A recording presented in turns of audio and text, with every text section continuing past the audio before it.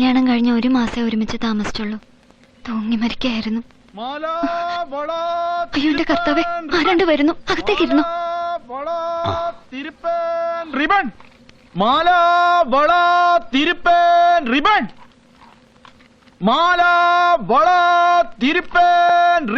വേണ്ട വേണ്ട, ഒന്നും വേണ്ട. അതെ, ഡീസന്റുകാർക്ക് കടം കൊടുക്കും. കാശായിട്ട് തന്നെ വേണമെന്നില്ല. വല്ല കോഴിമുട്ട, കുരുമുളക്, ഏലം, കാപ്പിക്കുരു, അങ്ങനെ എന്തോ സ്വീകരിക്കും. അതെ, നിങ്ങളോടല്ലേ പറഞ്ഞൊന്നും വേണ്ടെന്ന്. വേണ്ടെങ്കി വേണ്ട, വേണ്ടി വരുമ്പോ പറയണേ പെങ്ങളെ. മാല, വള, തിരുപ്പൻ, റിബൺ. മാല, വള, തിരുപ്പൻ.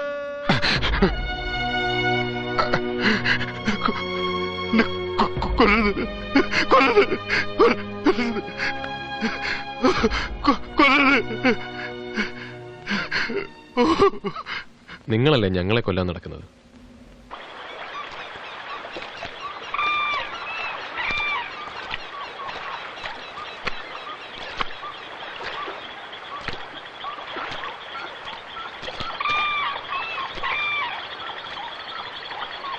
സാറേ വാ.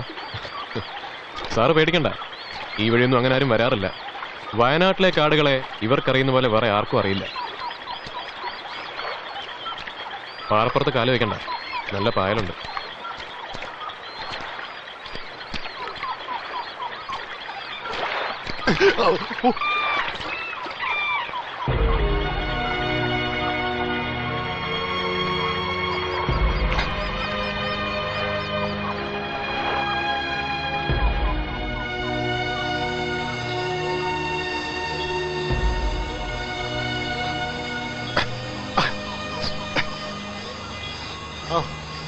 വേണ്ട,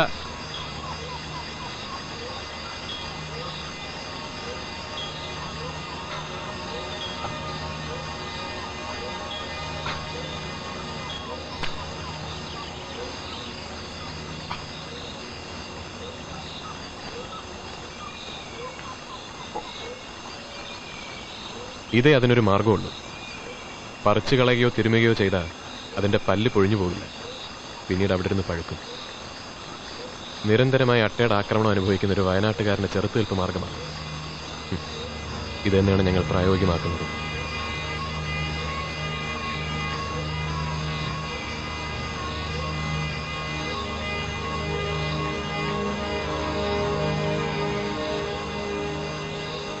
ഈ കാണുന്ന വനഭൂമിയൊക്കെ നമ്മൾ ഇനിയൊരിക്കൽ ഇതുവഴി വരുമ്പോൾ ഉണ്ടാവില്ല.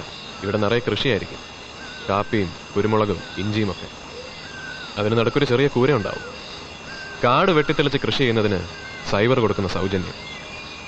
വനഭൂമി കൃഷിഭൂമി ആയിക്കഴിഞ്ഞാൽ അവനെ അവിടുന്ന് കുടിയിറക്കും. മണ്ണിനോടും മലയോടും മലമ്പനിയോടും ഏറ്റുമുട്ടി അവൻ മറ്റൊരിടത്ത് അധ്വാനം തുടങ്ങും. കാലാകാലങ്ങളായി സൈവറും ഇവിടുത്തെ മുതലാളിമാരും പ്രയോഗിക്കുന്ന തന്ത്രമാണത്. അതിന് പോലീസിന്റെയും സർക്കാരിന്റെയും പിന്തുണ.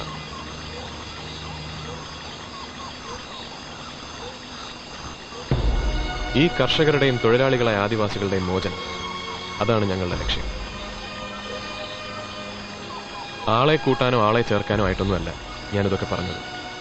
ഞങ്ങളെക്കുറിച്ച് പൊതുജനങ്ങൾക്കുള്ള ധാരണ പിടിച്ചുപറിക്കാർ, മോഷ്ടാക്കൾ, കൊലപാതകികൾ എന്നൊക്കെയാണ്. ഭരണവർഗവും മുതലാളിമാരും അതങ്ങനെയാണ് പ്രചരിപ്പിക്കുന്നത്. ജനങ്ങളിൽ നിന്നും ഞങ്ങളെ അകറ്റി നിർത്തുക, ഒറ്റപ്പെടുത്തുക, അതാണ് അവരുടെ ഉദ്ദേശം. രവീന്ദ്രൻ സാറിന്റെ കളിക്കൂട്ടുകാരിയല്ലേ ഈ സാറ? അവൾ എങ്ങനെ വിധവയായി? അവളുടെ ഭർത്താവ് എങ്ങനെ മരിച്ചു? മറ്റെല്ലാ പെൺകുട്ടികളെയും പോലെ അവളുടെ അച്ഛനമ്മമാർ അവളെ ഒരു യുവാവിന് വിവാഹം കഴിച്ചു കൊടുത്തു. താമരശ്ശേരിയിലെ കിടപ്പാടം വിറ്റുപറക്കി അയാൾ ഇവൾക്കൊപ്പം അധ്വാനിക്കാനുള്ള മനസ്സുമായി ഈ വയനാടൻ മലകൾ.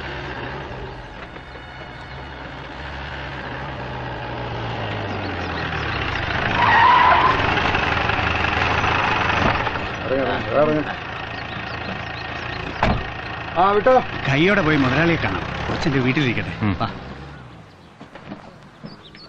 അയ്യോ അമ്മേ, അയ്യോ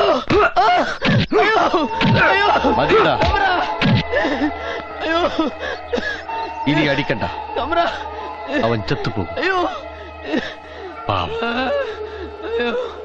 എത്ര രൂപയാണ് അവൻ ഇനി തരാനുള്ളത് കുഞ്ചുനായരെ? 115 റുപ്യ.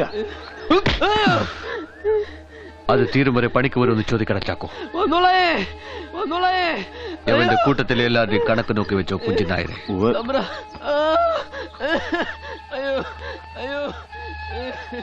എന്താണ് മാത്തൻ, കുറച്ചായാലോ ഈ വഴി കണ്ടിട്ട്? ആരാ ഇവൻ? എന്റെ ഒരു ബന്ധുവാ. ഇവിടെ എങ്ങാനും അല്പം മണ്ണ് വാങ്ങി പണിയെടുത്ത് കഴിയാൻ വന്നതാ. എത്ര രൂപ ഉണ്ട് കയ്യിൽ? 3000. എന്താ നിന്റെ പേര്? ജോണിക്കുട്ടി. നീ കല്യാണം കഴിച്ചതാണോ? അതെ. എന്താ നിന്റെ ഭാര്യയുടെ പേര്? പറ. സാറാമ്മ.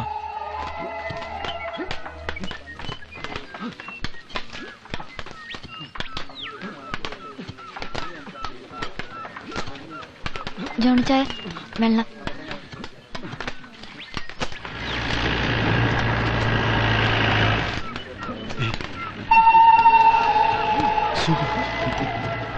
റോസമ്മേ, നീ ആ കൊച്ചിനെ കൊണ്ടങ്ങ് മാറിക്കോ. അങ്ങനെ കണ്ണി പറഞ്ഞു. എന്നാ? മമ്മി എന്താ വരാൻ?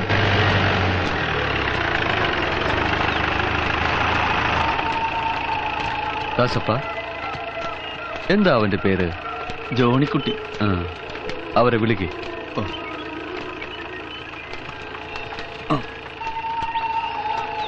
വാ.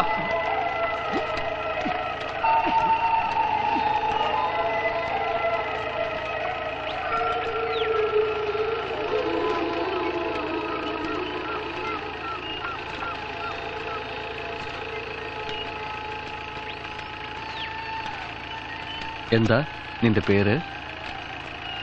സാറാമ്മ. നിന്നോട് ചോദിച്ചോ? അവളോടല്ലേ ചോദിച്ചത്?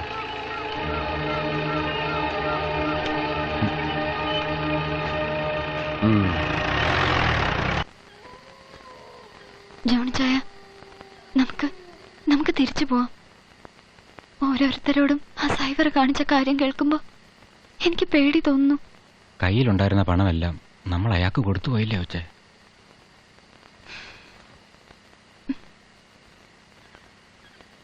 പട്ടിണിയാണെങ്കിലും നാട്ടിൽ നമുക്ക് മനസമാധാനത്തോടെ കഴിയച്ചായ.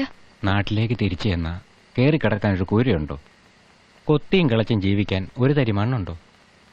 നീ പേടിക്കണ്ട, ഞാനില്ലേ ഇവിടെ. ആരാ? ഞാനാ തമ്പ്ര. താമിയാ? ആ, എന്താ താമി? കുന്നത്ത് കളത്തി പന്നിയിറങ്ങി.